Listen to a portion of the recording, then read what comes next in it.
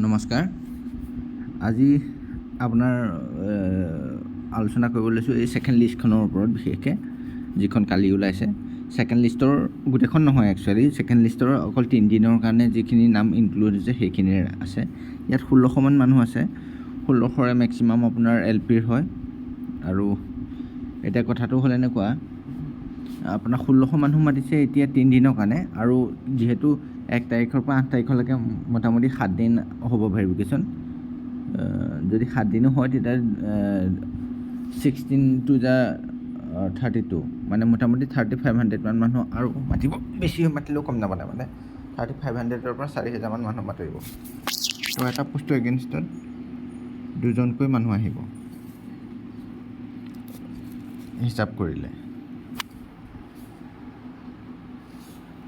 এতিয়া কি হিচাপত মাতিছে বুলি ক'লে পাৰ্চেণ্টেজ ৱাইজে কৰিছে, কিন্তু এখন ডাঙৰ গোটেইখন লিষ্ট বনাই পেলাই তাৰ পৰা পাৰ্টকৈ মাতি আছে।